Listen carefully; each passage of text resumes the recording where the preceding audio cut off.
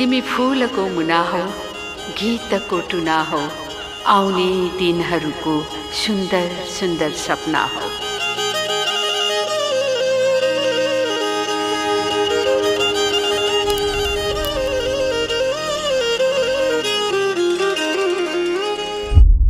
बारम्बार प्रेसर नदेऊ न मलाई। किन जानु पर्यो विदेश?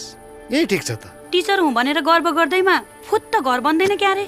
उहाँ जुन लट्ठीको भाषा बोल्नुहुन्छ नि, एकदमै गलत हो। मेरो क्लासमा 90 मार्क्स भन्दा कम आयो भने म सहन सक्दिनँ।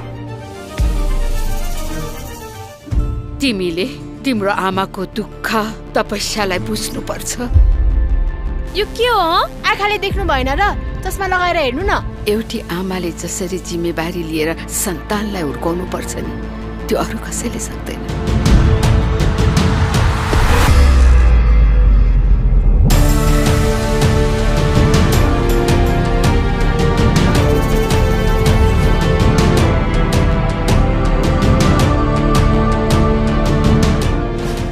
तपाईको स्कुलको प्रगति त्यो गुरुआमाको स्कुलको दुर्गति हो। यो सब तपाईले गर्दा भएको। सजाय चाहिँ के त? तिमी आफै खुलुक्क जान्छौ कि मैले घोक्र्याएर पठाइदिनु पर्यो? गइहाल भनेको सुन्दैनौ?